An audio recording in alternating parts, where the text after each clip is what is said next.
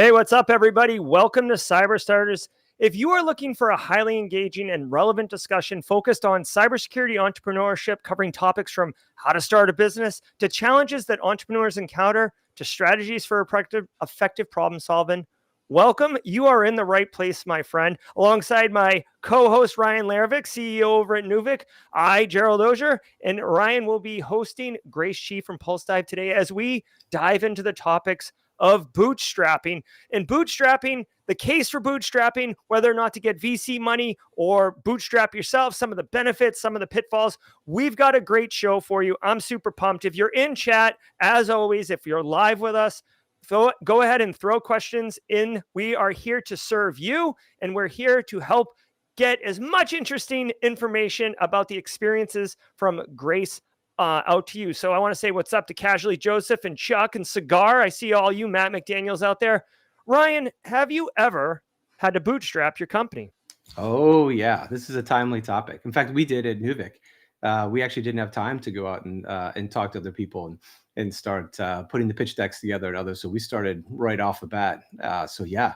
And it's actually a really timely topic because like with the way that some VC money is happening at the moment, right? There's a lot to be said for sort of doing it yourself and like the true entrepreneurial way. Like you got to scrap for cash, you got to scrap for clients, you got to scrap for people. So yeah, we did, and it's worked out so far, but Grace did it in 2019 and still rolling. So looking forward to hearing her thoughts. Yeah, absolutely. And I am really curious about getting into the details of the emotion of deciding to bootstrap versus not, right? Because you're accountable to yourself, but you're also your family. And like, are you making these financial decisions that are going to bankrupt you? Or you've got somebody over your shoulder saying like, where's my money? Where's my money? You know what I mean? So like both sides of those equations seem very, very daunting. Yeah, and that's a great way to put it because the reality is like it all starts falling on your shoulders now if you're really going to do it, and especially even if you have a partner, right? Like this is the true entrepreneurial like drive that like you're holding all the risk until you're not, right? Until you have others to share with it. So yeah, this is a big topic. This is a good one. Yeah, and Grace is absolutely well-spoken and well-versed in this topic, so I'm very excited to get her. Grace Chi, she is the COO and co-founder of Pulsedive, the cyber threat intelligence company. Pulsedive offers frictionless threat intelligence solutions for growing teams, and when she's not working at Pulsedive, Grace is a watercolorist and hyper-serious cooperative board gamer. I'd love to know what game she likes to tear into and what her thoughts are on bootstrapping. Let's go get Grace and learn about bootstrapping as an entrepreneur.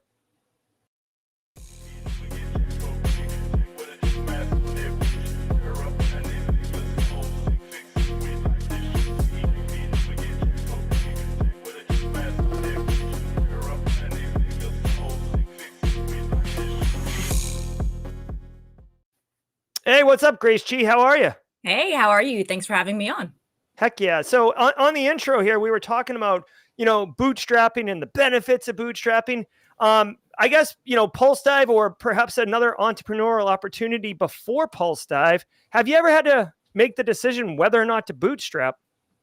Yeah, so I've always been extremely entrepreneurial by heart. And I think part of that is that I enjoy working as a hobby. And I know that sounds bad and toxic, but I promise it's because when I was younger, I would walk to the local stores and say, I want to work here. And I found over time that sometimes going towards not just the obvious means of building a career could still generate you money. And that's how I do that through art and consulting and also bootstrapping. So I think having that mindset of like, there are ways to create value that don't necessarily rely on someone else, that was instilled in me at an early age, even in like middle school. And I've kept kind of pushing into that kind of feeling and chasing those kind of unseen opportunities in a lot of ways. Because I would say in cybersecurity, the kind of traditional path, the assumed path, if you're a startup doing technology, is to probably look at VC, if not actually move forward with it.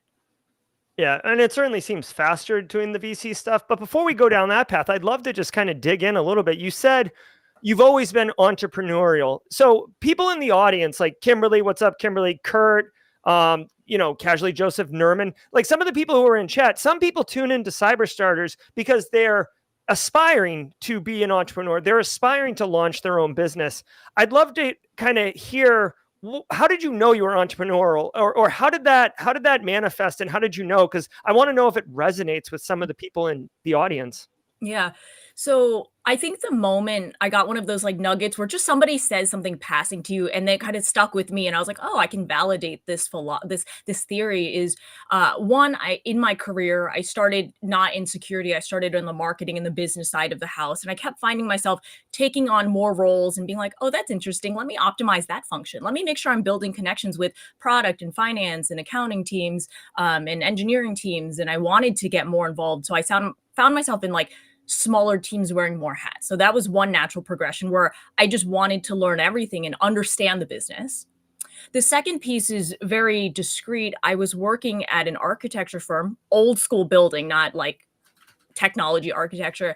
And one of the founders who had, retired at that point would come back and he was like, Grace, like I've seen you for the last 2 years and I don't think you're ever going to be truly happy until you're the one calling the shots. Like, Mhm. I don't think from what I see of you, you do great in the business, but I just think that for your fulfillment, you're going to want to have your own thing one day and you're running this team as a company within the company. So that was the mindset I would always look at and think beyond just like, what was I responsible for delivering because I was told versus like, how can I do this service skill set create the outcomes that the business needs. And I think that's one piece where if you see yourself at your job and you feel this drive to fix things and solve things and find new opportunities and build those out, that's a great start matched with more of the traditional knowledge of like find the problem that exists versus a solution that then you need a problem to kind of retroactively fit that into. Yeah, and I love that you had essentially a mentor who was willing to put you in front of like whatever their financial revenue goals are, right? Because if you leave to go be your own boss, you're not going to be running whatever team that you were there for. Ryan, did you ever? I'm just curious because I feel like there's a lot of value in understanding kind of origin stories. Were you always entrepreneurial, or how did you know? Yeah, I love how Grace is explaining this. There's like this curiosity. You want to know more about like the functions of what you're doing, right? And then the best part is, is that mentorship or that feedback. Then you get that feedback and somebody recognizes it in you that you have, and all of a sudden, like it's like the stars align. You're like, oh, this curiosity is good because I can learn more and do better, right? That entrepreneurial spirit of like, I know I can do this thing better. I just don't know, how. And then you get somebody who sees that in you and backs you up and sort of helps push you in that direction. Those are like two critical pieces. So Grace, I love that story because that's, we always don't think about the feedback that we get sometimes. And, you listen to the good feedback, maybe drop the negative feedback sometimes, but if you can, right. And then you sort of push forward in that. So I love that. Yeah. And I will say commercially, the first time I started to have my own business, I wouldn't quite say it's bootstrap because it's consulting. And a lot of folks who have built a career can start to consult kind of casually on the side ad hoc. It Mhm. was because somebody who was a partner of a company I was working for had exposure to me. They're like, Grace, we know that you're leaving here, but we want to hire you. And I said, I'm not looking right now. I have something else lined up I want to do. And they go, is there anything we could do? And I said, yeah, I can work with you as a consultant. And so it was very organic, this kind of like you get good opportunities and that early success is where you're prepared for and then you put yourself available for opportunities and grabbing that and kind of never letting go when it is working. Yeah, which is also a good start for bootstrapping, right? Like moonlighting is a great way to get started. Did you have a lot of that, sort of getting started, like the consulting piece, and you start doing it sort of quote on the side, and then build it up to something bigger? Yeah, absolutely. And getting into the history of Pulsedive too, I joined it's almost 5 years now, which is wild. And I don't know that many peers that are also bootstrapped, 5 years down the line in the space. But we don't have, right, like the really Silicon Valley high growth 3-letter US agency backgrounds that just grant you a lot of like inbound interest, right? We are like practitioners. We found issues. We love the community we were in. We had faith in our product, and we still do. And so we were really going. When I mean like zero up, truly zero up. We had a couple customers. We had those conversations, and at that point in time, I had already been consulting and had some stream of revenue, even if this startup didn't grow year over year, even though it did. And so since then, it's been extremely fortunate that we're not, fleecing, right, all the revenue. We're actually reinvesting most of it and then also taking care of ourselves. And we're happy with that. There's a question coming in from chat, and if you do have questions, drop them in chat. We definitely want to get to them as quickly as possible. Relative to your story about at that architecture firm, Chuck wants to know how important to you is it, Grace, to have someone that you can speak to determine if you're neglecting your long-term growth or short-term gain, right? A lot of times people are in it for themselves, and they may not choose the best path for you because it's the best path for them, right? That's got game theory. What are your thoughts around this question? I would say that it's so Chuck mentions it's important to have someone mentor other business leaders. I think when you're bootstrapping, it's important to have so many someones. You want as many someones for all the various potential business problems, successes that you'd ever need, because as much as the world likes to push content to say, follow this exact format, follow these tools, use this skill set, use this workflow, bootstrapping is a journey in which you need a ton of self-awareness, a ton of revalidation and going back and assessing what your performance is like. And you want input from, I would say, like trusted advisors. They can be mentors. They could be startup advisors that are not VCs, to kind of give you perspective and allow you to look harshly at yourself and your company and what you need to do. So I think it's not just having one, but being able to have and build that network, even at an early stage, even before you start a company, folks that you trust, that respect, are doing things 1 or 2 or 3 steps ahead of you that you do value, and being able to then ping them and provide value to them in return, in that like really authentic sense of networking. Yeah. Would you say it's sort of an early on board, right? Sort of a board of advisors of those that you sort of, cluster around you to help you with that could potentially be business, advisors later, or is there a different way to look at that? In some ways, I do have several peers that kind of bring on that initial advisor, and it's less than 1% of long-term growth, but it's somebody they respect, a mentor from previous company or another startup. That's not how we ended up going, but I was fortunate to be able to have a lot of peers that I could lean on that are very impromptu, let's say ad hoc advisors that I can always talk to, but they have no obligation or requirement to me. It's just that real authentic relationship. Yeah, true. And then lastly, do you have anybody that in that group that might want to work with or join later, that are advising you, that then understand it from the very beginning, and then could say, hey, well, when you reach this point, maybe we want to branch off to here, then you join? Was that part of the equation as well, or not? It's interesting because I feel so grateful that the security space is chaos. And I mean that in the most loving way, where there can be someone who's an intern that you help land a first job that then becomes a director in a few years because they're just that talented and smart. Then they start their own company, and then someone moves from government. So there's so much mobility, and it's not as hierarchical and traditional in that sense in a lot of, especially the startup and the vendor world, but across the industry, it's just much more mobile. And where I am now is a lot of our integration partners, M&A folks that we talk to, we haven't been M&A'd, and we haven't M&A'd anybody as well, but just these relationships, I would love to work with like all of them. I don't have a specific plan in which I want to do this with you, but I'd be more than happy to find business opportunities together when the time is right. I can't know exactly when that will fit, but once again, having that opportunity is a great asset. Yeah, so there's a lot that is resonating with me personally, and I'm here to help facilitate conversation and serve the community, but also I get to benefit too, right? I selfishly get to learn as well, and this is really resonating with me on so many ways. I'd love both of your thoughts, starting with Grace on this. Like, unlike other industries, you just mentioned cyber's different because you can be matrixed all over the place and you can go up north pretty quick. I honestly feel, and I actually had a conversation with someone right before I got on this podcast, that in the cybersecurity industry, there is so much opportunity. Now, some areas like EDR is like, come on, that's like already done. But like, there's so many different areas that there's so much opportunity that it's not really competitive as much as it's collaborative, because everybody's going to get to eat at the table. It's not like there's 8 of us fighting over one meatball. So like, I don't know, like in cyber of all industries, I feel like that's really true. And because of it, these open conversations and these opportunities to be vulnerable can happen and promote growth and maturation. And more importantly, not going down the wrong path and spending money on bad advice, bad investments and stuff. Do you find that with the community, Grace, and the way that you've collaborated versus competed? Yeah, absolutely. There's definitely competition, but I'll say even companies, because we work in threat intelligence and our focus is frictionless threat intelligence solutions for growing teams. One of what is fortunate that I appreciate at least is that the idea behind threat intel, what we really believe is that it has to be collaborative.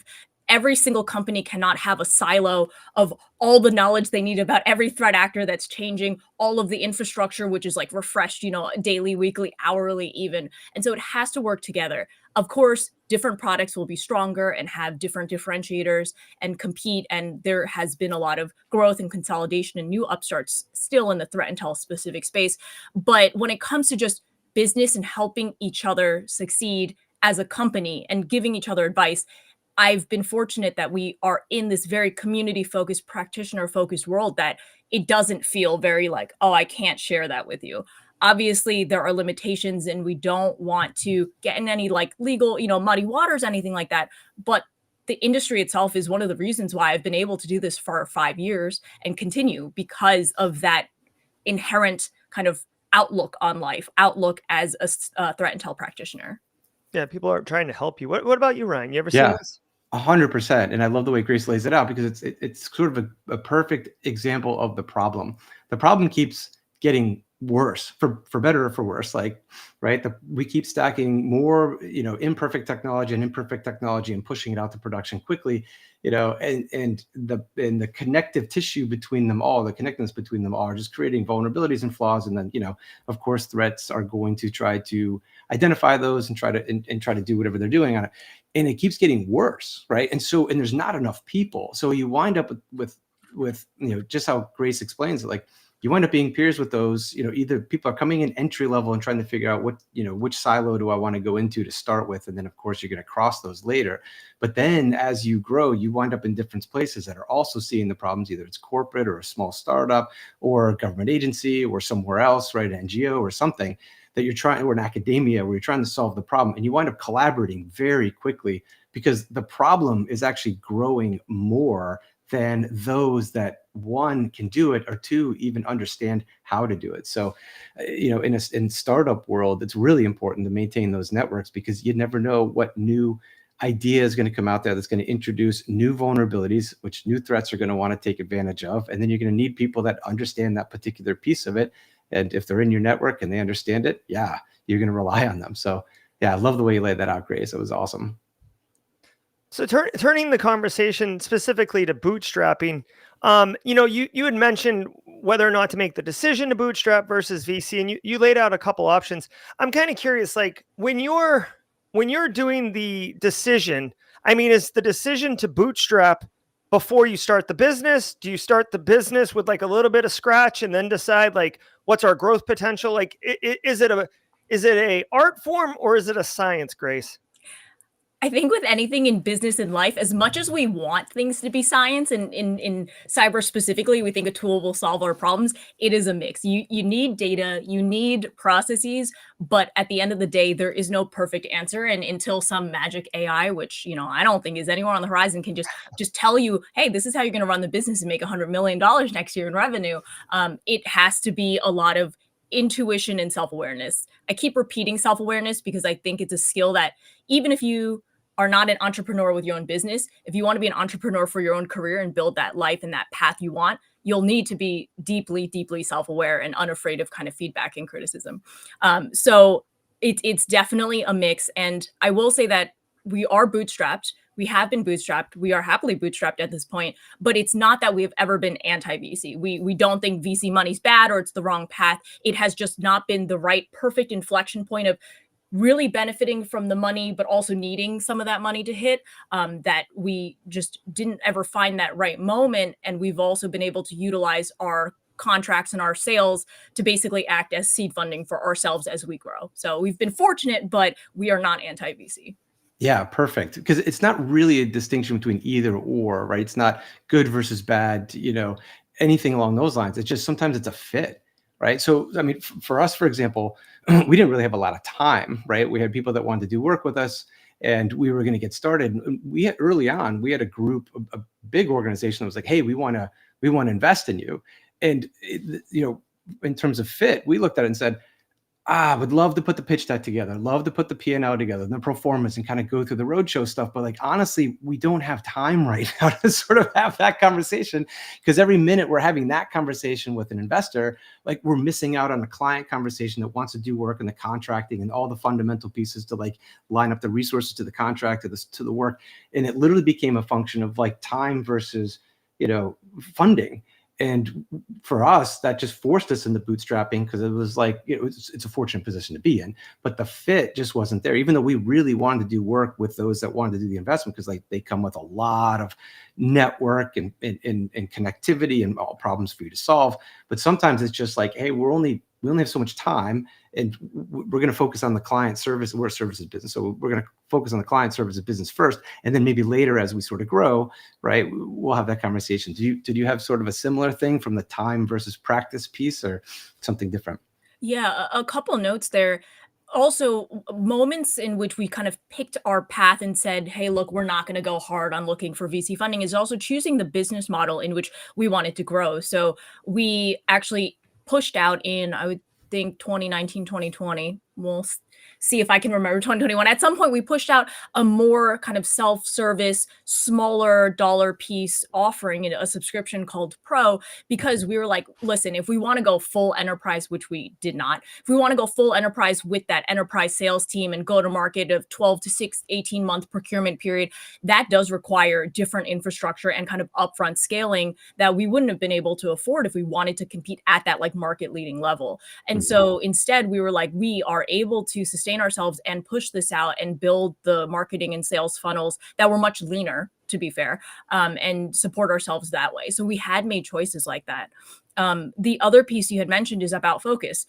We did go through the motions kind of quickly and early about, hey, we should validate whether or not this is the right path, have some conversations, go out and just like look around and have those initial, and just we got some interest, but then we also faced exactly what Ryan was saying, where it's like, you'll have to pull these data, pull these projections, pull a lot of documentation that isn't even necessarily good for business growth or strategy, but just to kind of fuel and feed to these new stakeholders, right, that would be interested. And then we also realized that if we were to go down that path, that's not a one-time piece. You're constantly choosing to peel off some of your focus to create the reports, to create the presentations. Every time you have to make decisions to get that buy-in as well and make sure that your investors are happy, right? That they understand the concrete dollar sign business value to that decision, which can be difficult if you're looking at long-term sustainable growth. And so there were no issues with that, but we just thought, let's go lean, let's go fast, let's just get efficient and drive on all these problem issues that we can solve for our customers now. And we've kind of never looked back going since that point early on. Two things that you mentioned. We had Ian Garrett, CEO and co-founder of Phalanx, on last week as our guest. And one of the things he said was, it is incredibly valuable to go into the market and just have conversations with potential clients, not to sell them, but to literally listen to what their problems actually are, instead of trying to tell them how how your solution fixes whatever the problem is that you're telling them they have. And you said something similar, and I find that incredibly interesting. The other thing that Ian mentioned, or Ben Johnson said from Carbon Black a couple weeks ago, and this is where I want to take the conversation, Grace, is he said that when you pick your founders, now you are a co-founder, so clearly there's another one at least, if not multiple. When you pick your co-founders, you are basically getting into a relationship with them. It's a very personal, a very long-term thing. How much of the conversation, when you're like deciding to basically wed, for lack of a better term, is the, hey, are we bootstrapping or are we VCing? Or is that something that you kind of sort out along the trip? Or do you plan this while you're packing the back of the station wagon? Or is it like, as you're driving out of town, you're like, should we VC this or what? So it is a conversation that comes up about every 6 months, because once again, it's not that will never be the right time, but we reassess. And so it is very collaborative. Luckily, the part of the reason why I also think we've been able to be successful is because we have very complementary skill sets and outlooks, but at the end of the day, very shared values. And as long as the founding team is on the same page and trying to drive towards the same results, you can talk through all of the other, like exactly how that's executed or where our priorities need to lie. So it was very much so when I joined, we're like, should we go for VC? You know, Pulsedive was also, you know, new in the space. I was not an expert in cyber threat intel at that point, and questionably is anyone ever an expert in cyber threat intel. And so we went out and had those conversations both with VC folks, but also with peers who have and have not gone through VC motions in the cyberspace. And then after, you know, a few months where we were working on both like regular business stuff and VC stuff, we came back and we're like, we just don't think this is a worthy priority given where we are now, how much money, like the money that we'd be able to generate through VC investment and what that could grow towards our future. And this was super, super early. And as I mentioned, without like super shiny badges about having exited for $1 billion before, money, you do have to fight for that VC money. Yeah, I bet. Yeah, it's not just like, you know, a money printing machine in the back. Ryan, I mean, do you, so one like nugget, not to do my key takeaways in the middle of the show, but one nugget that Grace just dropped is revisiting this conversation regularly, which is enlightening to me. I hadn't considered that. As far as your business goes, Ryan, or in previous businesses you've been part of, are you having those conversations often, or is it locked in for the relationships that you've had? Oh, early on, it's as often as possible. So one of the things Grace mentioned was shared values, right? It's critical because that's the sort of the core of the company as you're getting started. And the more you constantly revisit it, the more you put it, we call it on the table so we can talk about it, right? Like there it is, it's on the table. Let's address it from a merit standpoint. Like, are these still our values and where we're going? Because if that changes, that can change the complete structure of the company and might force you more into like, well, let's go for VC money because we're trying to get to this market fast enough, or let's stay bootstrapping because we're able to serve the client our way without having to report to anybody else. And, or on a third piece, we only have so much time and, you know, we'd love to do the roadshow, but it could go wrong and they might not invest in us. And that'd be a waste of, you know, potentially a wasted time. So that shared values is critical to see like, what are we actually doing, right? What do we want to do as a company? Who do we want to be, you know, if and when we ever grow up, and keep revisiting those over time. That really is what starts to set the culture of the company. Because as you start to bring people on, you know, right away, whether they're fitting that shared value or not. And to Grace's point, like, you know, you don't have to scale for scale's sake, right? But when you do scale, given other market demands, you know, you're bringing on people that share that same values. And then those conversations happen less and less because it's sort of intuitive, right? And it starts to create, you know, that thing that you can feel, you know, when you walk into any company, even though we're all largely remote, right? Right. Yeah. So, Chuck brings up another great question. I love Chuck, by the way. Chuck's a long time Simply Cyber community member. I love myself some Chuck. He actually wants your thoughts, Grace, on the opportunity cost of not starting your business today. So like I said, there's a lot of people who are, you know, aspiring cyber entrepreneurs who tune in.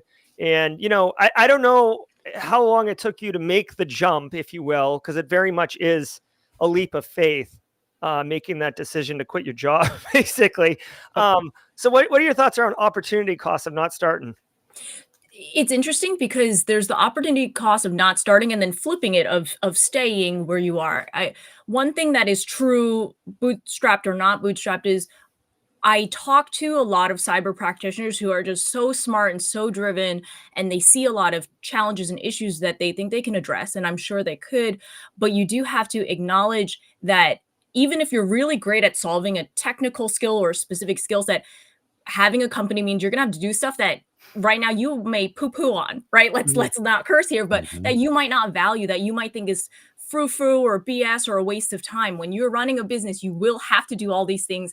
And no matter how much money you throw, you're gonna have to understand enough of it as you're building out the team or have great partners. But once again, great people, great partners, great employees are tough, right? Especially to mold to what your business vision is. So I think that sure, if you have some emerging tech, new, highly competitive greenfield space, maybe you can be first to market, but that might not necessarily make you best to market a few years once the space starts to mature. Or if you're joining an existing space, that might not keep you as sustainable because by not just starting the business immediately and going out to have conversation, by picking around your current company and learning about business, by experimenting and doing other things versus just like going ahead and starting a S Corp or C Corp, you can actually build the foundations that aren't as discrete of a I'm starting my business, I'm launching this product now, but I'm building all this knowledge that's going to help me get to the right direction and move efficiently and more effectively. Yeah, I love it. It's almost like, what Chuck's questions asked is like, what's the opportunity cost, which you normally don't think about not doing something as a choice. But there's sort of two pieces to that. Are you ready? Right. And when you are ready, if you're not ready, right, then spend time sort of building those skills. That's critically important because you don't want to go out too fast. And Grace, as you say, like you could flame out pretty quickly or get overrun by others that know the problem better than you, or just luck, right, or bad luck, whatever. There's a whole bunch of different variables. But on the other side, this really strikes to like, Chuck's question really gets to like the real entrepreneurial spirit. It's like you see what's going on in the marketplace. And when you have that feeling of like, I really could do this better, there's a sense of disappointment of like, you're seeing people out there do the work and let's say you're in a business where you can see the value isn't there that you would like to bring to the table. Then quite frankly, there's a huge opportunity cost to you not starting it because you're not providing value to the marketplace or to your clients or your customers that you can provide. And there's a huge frustrating feeling for entrepreneurs sitting there being like, I know I can do this better, if 1, 2, or 3, come together. Maybe that 1, 2, or 3 is like, I need a business person, I need a finance person, whatever. Don't spend time doing things that are going to frustrate you because it'll just impact, just make you worse. But sitting around and not addressing the market the way you think there's an opportunity cost to that too. So that's a great question. I love it. So when we come back from the ad roll real quick, I'm going to be talking to Grace about calculating the bootstrap investment costs, right? Like if you're going to bootstrap, you got to have a number and an idea of what's that going to run you. But just a quick word from our exclusive sponsor, ACI Learning, and then we'll be back with Grace.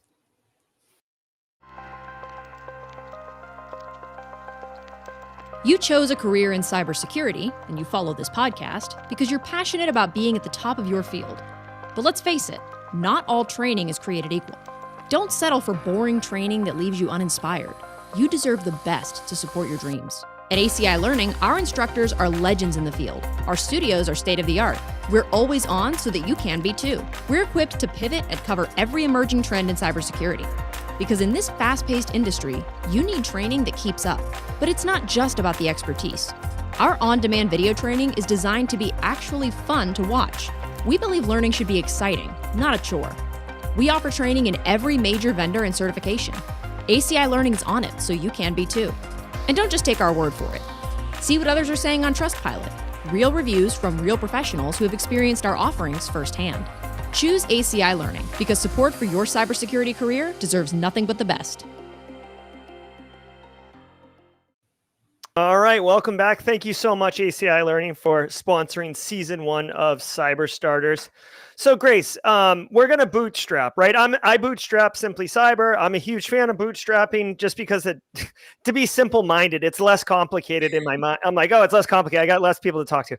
The business and the legal and the accounting is a lot easier too. Yeah, 100%. So we're going to bootstrap. Okay. So Chuck mentioned opportunity costs and not starting today. Let's say we're going to start a business, right? Like personal finances aside, like, do you just need enough money to sign up for a basic O365 account, $10 a month, and you're up and running? Or what should people be thinking about when they're like, all right, I'm going to bootstrap this business? Right. And depending on your situation, you should always, even if you don't have these skills, talk to peers, find out how, look up resources online of what your runway is. You need to determine runway. And for those who may not be familiar, runway is just how much can this business run before you kind of choose that you are losing money and it's okay to lose money, or that you're basically no longer willing to invest. If you're bootstrapping, it's coming from you and yours, potentially your own net worth, right? That you're looking to grow over time. So when you go into this, you can either kind of seed yourself, moonlight and say, I know that I can make $15,000 a month through consulting, and I'm willing to take all of that and put it into the company in its early stages. So that is my monthly kind of investment, and what are my expenses to match up to that. But it's really, there are many tools, but if you just start with a spreadsheet, very basic kind of profit and loss accounting, expense accounting, and then be able to measure out how many months you're willing to live this, live to whatever goals you have set, whatever milestones you have set in terms of user signups or traction or actual money in the bank, hopefully for you. And then be able to determine, right, each quarter, we have quarterly business reviews. How are we hitting metrics? Where are we not hitting metrics? And at those points, also seeing if, hey, based on these conversations, really, if we pivot this way, we could kind of turn the needle up and this area maybe is down the line or it's not even worth pursuing anymore. So really being able to not just say like, I have $50,000, let's start a business, to say, what do I want to get in 30, 60, 90, and then quarterly after that results? And then what are my actual numbers that are going into it? Just scaffolding out, just expenses for hosting costs, organizational workspace licenses, going to events or whatever your plans might be. Yeah, everybody listening to this, pay attention to this, because you just laid it out so nicely, because this is the key. A lot of times when we think about starting a business, you don't think about the fuel you need to get your rocket, in the air. And the funny little thing about, rocket science is that to put more fuel in, you need more fuel to get it going, right? And this is your burn rate, and so one of the things that I always hear people complain about when they learn it the hard way is cost control. So there's this like pieces of the business that you need. Jerry, you mentioned like Grabo 365 and get going, and Grace, you mean your infrastructure. Like, yeah, there's these operating expenses that you're just going to need. And you got to nail those down like right away and like forecast those out, right? And then the other piece is like, all right, what are the other expendable items that we can do, that we can use to sort of like, that's where you're making your real bets in people or in product and development. And I like laying it out that way, Grace, is perfect, because like this is the thing that is, it's the lifeblood. Cash flow is the lifeblood of your business, full stop, right? It's what's gonna make or break it. And controlling your costs is the easiest way to make sure that you've got more runway, in your words. But it's really not, it's simple, but it's not easy to do. So I think you laid it out quite nicely. Did you find the same thing? Yeah. It's not easy to also pull back once you have made some expenses. And I'm curious, for anyone who is watching the live stream, I would love for folks to put into the chat what they think are like secret costs, right? We mentioned some obvious stuff. You need, maybe a Google workspace, and you might need a hosting provider. You might pay for some tooling, but what are some of the things, and we can answer ourselves too, that are just like costs that come up? They are necessary expenses, but we have to try to control them. So I'll give a minute or so as we keep talking about this, but I want to know, like, for those who are interested in starting a company, bootstrapping or not, what are these expenses that get added? Thank you for adding that in, Jerry. And I will say that like people are force multipliers, right? If you have systems, processes, and you find someone who's good, as I mentioned, when we bring on even consultants, we have a attribute for like values and kind of mission and vision that are beyond technical or hard skill sets that apply to all the people we work with, because they can multiply their output and performance, or they are a very, very, very large cost. And they can, honestly, the reason why we unfortunately are seeing so many layoffs and reductions in workforces and just like pulling back with human capital is because it is really expensive. And that's just like a fact of life. And we're seeing some of that happening in the market today. Yeah, and this plays nicely in with like Ben in episode 2 mentioned hire slow, fire fast. And that's a good metric to sort of, for those listening, to put in there to say, look, are we getting that multiplication effect for those that we're hiring? Because you do have to wear all hats. There's a lot you have to do when you're starting a business that isn't just, I do just this. Unless you're purely engineering, that is a different story, right? But as part of the business. And so if it becomes, there can be times, and this is not a popular thing to talk about, but sometimes, cost can be a bit of a drag, and all of a sudden you're not getting that multiplier, and the business starts to support it. And now all of a sudden you have a hard decision to make.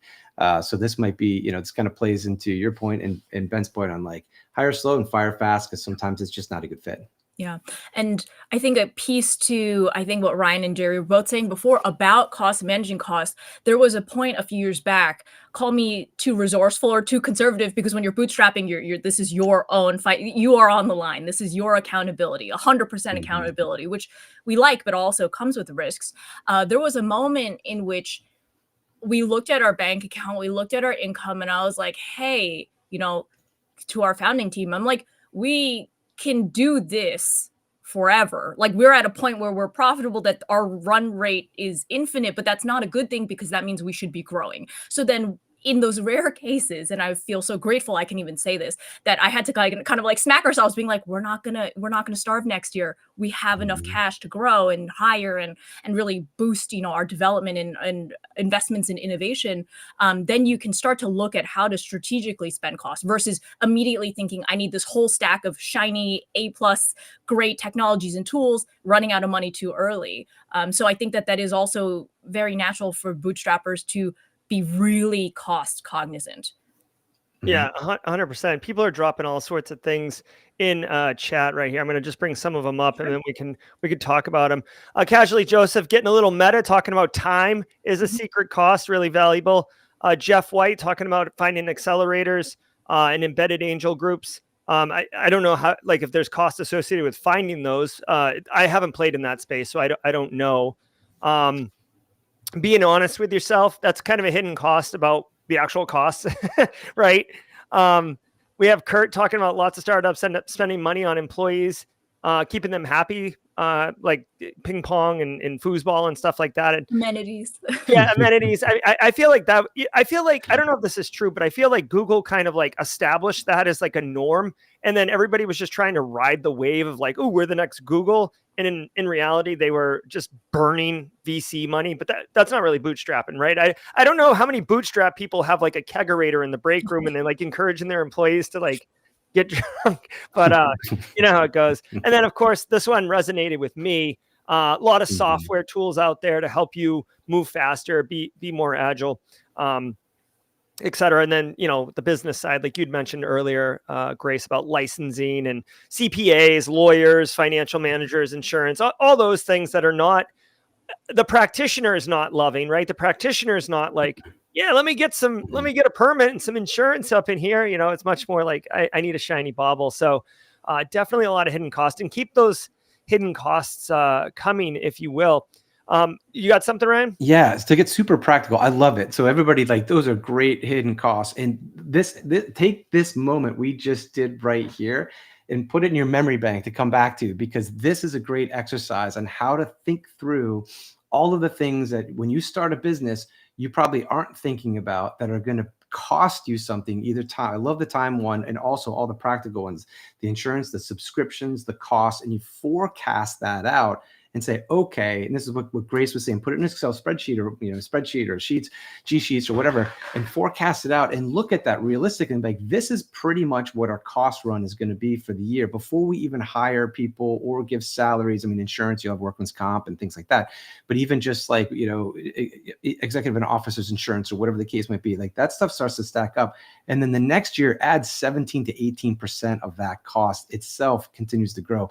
And now, this gets to sort of Grace's roadmap. You see sort of just the operating costs it's going to take you to run the business. That is such a critical function to do, because the beauty is Jerry's sort of pulling out from everybody here, and you all are putting in the chat, these are the hidden costs that when they surprise you, they hurt so much. But if you can get ahead of them, right, and you know that they're coming, they hurt less because you've already anticipated. I see Grace nodding her head, and it's like, yeah, this is what helps you keep going, right, to keep practicing. So I love this exercise. So thanks for teasing this out. Yeah, of course. And I think one of the things that you hear is that good, right, like accountants, it's hard to find good accountants. So it's not just being able to spend it, but that time as well to vet and make sure you're building this long-term process and they understand your business needs. And then the other thing is like legal, right? Somebody wrote securing IP and insurance and that whole side of the world too. Any lawyer, right, who is good is going to just cost a lot. And it's not even that you're going to get in any sort of issue, but when you start having partnerships, when you start having larger deals, legal gets involved. And unless you yourself are a lawyer, or you have someone in your family who's a lawyer who's going to go on discount, those are costs you'll need to understand and project for and accept, because hopefully the return on your investment, the revenue that you make is very much worth it. But it's still an upfront cost before you can actually secure that inked deal. Yeah, and I don't know if this so like I am an entrepreneur, but when I'm dealing with you, right, I just feel like I'm a child, like in the adult room, like So one thing that I've also experienced personally, because I'm getting a lot of these cuts and scrapes like in real time, is that a perfect example, a lawyer would be a great example, but a perfect example is a document signing platform. So like DocuSign or something like that. You do a business deal with someone, you finally like sell the deal, right? And they're like, send the paperwork, let's go. And because I've done this, like you print it out, you sign it, you photocopy it and send it. And it looks so Bush League that you're almost like embarrassed and you're like, shit, like I don't look professional. I'm not projecting, right? Like I need to be, and it's like $5 a month or something for DocuSign. So like, I've since gone to DocuSign. So like, hi, I'm Jerry. I use DocuSign, but like, that's just one of those examples where like investing in the tool, even though there is a free solution that will have zero burden, zero cost, you do need to invest, even if you don't need to, because there is a quality in a projection of who they're dealing business with that is very valuable. So I don't know if you guys have thoughts about that, but that's just like one quick example. Yeah, it's so funny that you mentioned this. There's a balance, right? Because I've also met folks who are like, I want to be an entrepreneur. I'm going to be a startup. And they overtool too. They sign up for the AI version of everything. And then I'm like kind of interacting with them. I'm like, this isn't actually giving you value. It's not making your life easier. And also there's tools coming in and out. So I think most people just need to identify, like when I'm doing a workflow and it's not the right brand, there's 3 steps and I could make it one for a nominal cost and you have to decide what nominal is, but for pennies on the dollar, or I'm gaining back 5 hours a week because I'm not running to my scanner or running to Staples to hard ink a piece of paper. I can pay for Adobe eSign or something like that. It is worth it. And that's actually, every time we hit these pain points in my business too, I'll be like, hey, I'm running these reports on user analysis and this is actually annoying. Can you go in and code something, even internally, code something so we have this automated report? And guess what? It maybe takes 30 minutes of time to push to production and test, but then we're saving ourselves down the line. So always thinking about how to optimize and how to reduce the friction in your own work life, so that you can focus better on strategic things that you can't automate, that are not repetitive, that are high value. Yeah, 100%. Ryan, did you ever run into any of these kind of like, or did you overtool to the hill? Oh no, all the time we run into these problems every day. And what I love about it, the core here keeps coming back to opportunity cost. And Grace, you nailed it, and a couple of people in chat the same way. It's like you have to think like, is it worth? What's my time actually worth? Right? And is it worth?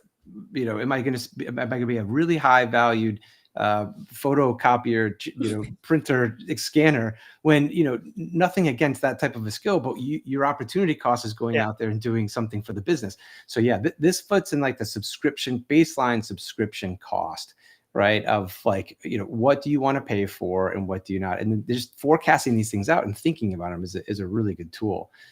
I don't know if you want to tease out, but casually Joseph brings up the the employee cost. That's a whole different category. So I don't know if we want to talk about that for a minute, but like that's a really interesting.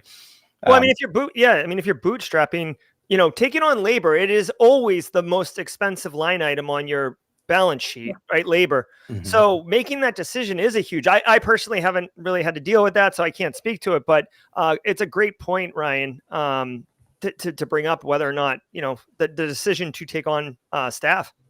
And I will say here, it's number wise, we don't have to get into super specifics. It's not just because you're also paying employer side taxes, because as your own company, you do owe the government, you have to pay a certain amount that you cannot, offset post expenses, right? Through your net profit that you have to pay as employer side taxes. But the other cost to that is the amenities. If you're providing healthcare, insurance, life insurance, just all of the things that come with, and including the hidden costs of like HR and managing contracts. It's not just the taxes, and taxes are not just double the salary. So I want to clarify there, but it does end up being a multiplier. So bringing on a person is not just the $120,000 a year you're paying for them. It's all the benefits and the infrastructure in HR to then be able to accommodate them, payroll them out, pay those taxes. Yeah, 100%. Ryan, you have staff. Thoughts? Yeah, a bunch. And I love the questions coming up in chat, so we can get to a couple of those as well. But yeah, here's it's state. So in the United States, it's state dependent, right? You have the federal tax, right, that you're just going to have across the board, and then state dependent. Every state has a different structure, right? Tax structure and requirement structure for benefits. So there's workman's comp, right? There are other employment pieces you need. So this is where, for those that do work with governments, in many cases, if you're U.S. based, the U.S. government, this is what's called your wrap rate, right? How much per person do you add on from their salary? That's overhead costs that you have to pay, and that number could vary widely depending on the benefits you offer in the company. In the private sector, it's literally just the cost of employment. So it's not a one-to-one relationship between like the salary you pay, right, and the money you need to make. There's a huge margin between the two that is, insurance, that are the benefits, that are the taxes, and quite frankly, the operating costs that take to operate the business. So it's a big cost, and getting that right, back to like the forecasting model we talked about a few minutes ago, right? Like getting that forecast in there and seeing like, all right, I'm going to be doing work in California or New York. By the way, get ready to pay a lot of money, or New Jersey, right? You've got all this stuff, but I'm doing work in like Nevada or Florida. It's like, hey, the cost might be a lot lower. And so, look up cost of living index, right? It give you a quick, indication of what that is. Yep. Grace, you had mentioned a little while ago when I talked about, doing VC like at the beginning, or you're going to bootstrap, and you made the comment that quarterly you have your what's that? I said, I made a comment. Go ahead. Well, I mean, I want to revisit it for more information because I found it interesting, and let me ask the question. I'll tell you why. So you had mentioned that quarterly you do your P&L meetings, and then you say, hey team, like let's pivot and look at this opportunity or whatever. I have seen businesses firsthand that the leadership is constantly chasing and not executing on, like, it was a great idea to go B to G.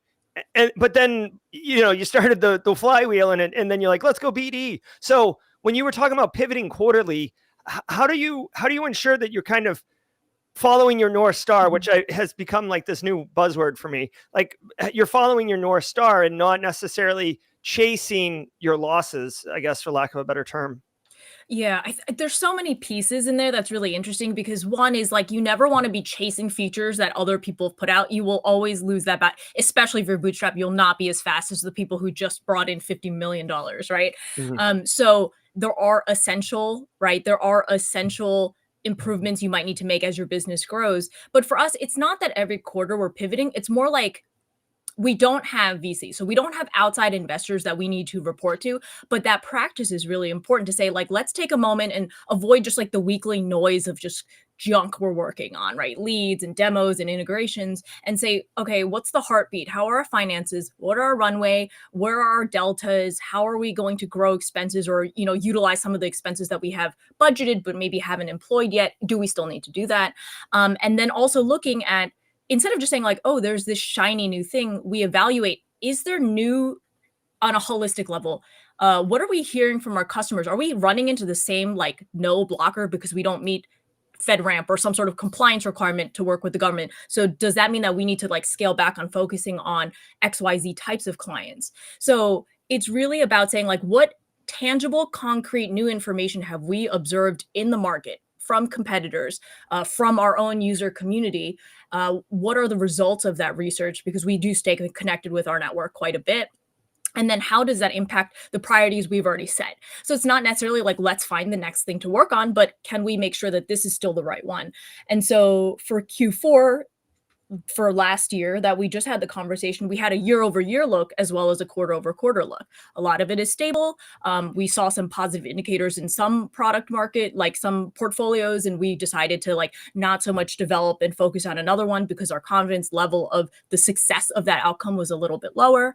And so it really helps us make sure that like we're not just running around with our head cut off, because as a startup founder, there's just too much to do all the time, every day. There's big stuff, little stuff, urgent stuff, important stuff. And so this is a moment in which we come back and we're like, is this right? And you talk through it. And then you say, yes, you know what? Validated, looking at the data, spending our time with user analysis and our revenues.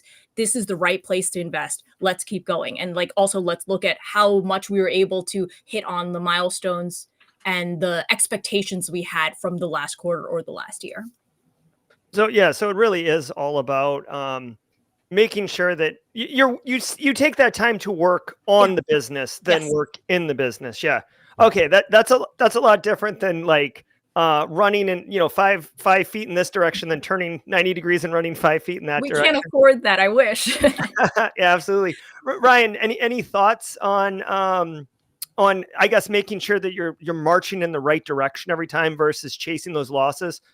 I think Grace laid it out really nicely with sort of the foresight thought, right? If the further ahead you can think and see, and then you kind of create the path, and then keep with your team, the shared values, moving yourself in that direction. I think that's great sound advice, because you keep doing that, you're going to know you're sort of keep on heading in the right direction.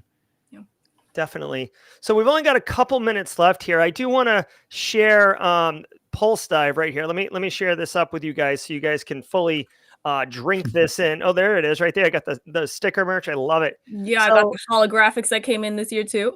Oh, that Nice. is cool. I like that. Is that your official mascot? I like that. That's cool. In a way, it's Angie, our anglerfish. Yeah, I would like when I see you next, Grace, which will probably be in Vegas. I would assume you're going to be there. Are you going to be in Vegas, Black Hat, DEF CON? I'm planning on it. I know last year I swung past you somewhere, so I hope this year we'll make a concerted effort. I'll find you at your booth. Yeah. No. I would love to connect with you and get one of those stickers too for the old water bottle. I think that's a pretty cool item. So here you guys can see this is Pulsedive, their website. You can dive right in. Like right here, you can just start typing on the sim. This is, well, it's not a sim, but you know what I mean? The threat intel and pull it all up. This is real time from the homepage of their website.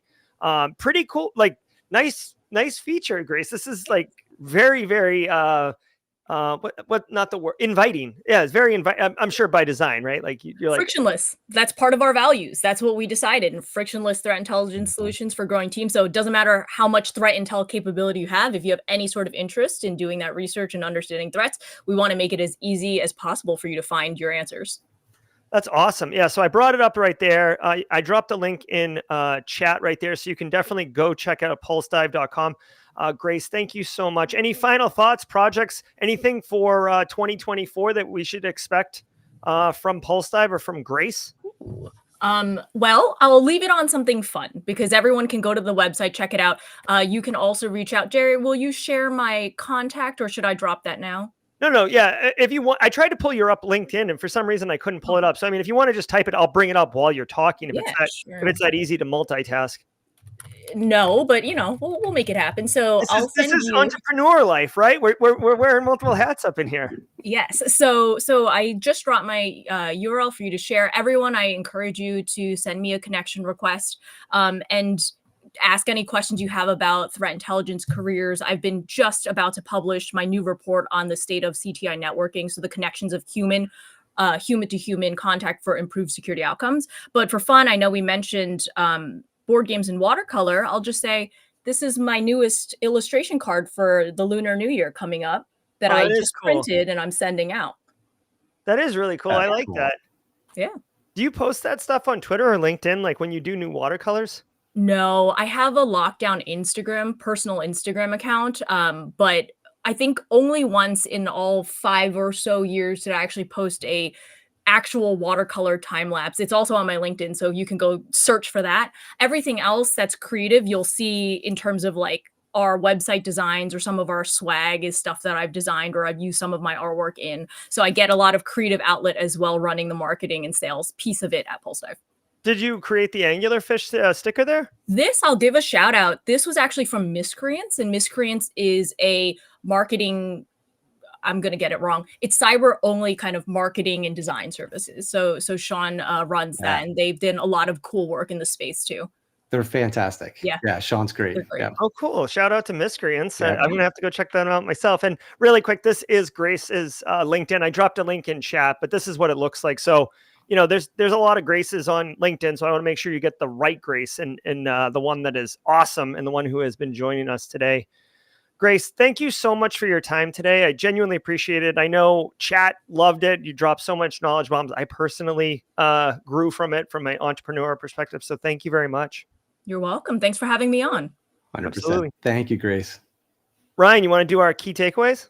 I'd love to. I mean, this is why these conversations are so great, right? Like we covered a whole gamut of things. I think that the two big things that I love what we kind of teased out and Grace really nailed was one, sort of the real entrepreneurship, right? Like what's it feel like to be a real entrepreneur, and like the curiosity that you can do things better, and then getting that immediate feedback. What we talked about at the top of the show was just like, anybody go back and listen to that part, because that is that feel that we don't always talk about. It's like, oh yeah, I know I can do this better, but how do I know I'm doing okay, right? And listening to that feedback and getting mentors was like a big piece of the puzzle. So I love that part. And the second piece, which we hit towards the end, was really that sort of the keys to bootstrapping, right? And what I loved about it was that sort of foresight, like thinking far ahead, and the discipline to stick to your drivers. Like Grace brought up shared values, a couple of times, and it's like, yeah, you keep coming back to that. So it's like your barometer. Like, do you know that you're still on the same path that you see going forward? And if you kind of have those two pieces, like the curiosity, right, with the feedback, and then like the path with the shared values piece, you know that you're in the ecosphere and still doing okay. And that sets you up nicely for bootstrapping, and then maybe one day, funding from somebody else. So those are the big takeaways that I took from this. Yeah, I love it. And Grace, welcome to the key takeaways segment. Your exclusive, only guest ever to make it through the bonus level into this section. So I will tell you, Grace, one thing that I took away and I will take with me is having that conversation that bootstrapping or VC is not a decision you make at the beginning of the journey. It's one that you revisit and you can go forward with. I'm bootstrapped. I've had multiple people approach me like with money to just, take this money. And I've said no, because I don't know what to do with it. But I can see at some point, like, okay, like I now can see opportunities to scale, and having that cash would make sense. I think the real conversation needs to be, if you give me this money, what does that mean? Do I give you double this money in 3 years? Do you own a piece of my company? Like what does it actually mean? And I think that's really the next conversation, but enabling me to know that it is a decision that can be revisited, and I haven't made some concrete decision long-term is definitely valuable for me. So I want to thank all of you, Grace specifically, Ryan Leirvik, CEO at Neuvik, my co-host on the stream. Guys, if you enjoyed the show, definitely come check us out. We're here every single Tuesday at 1 p.m. Eastern time.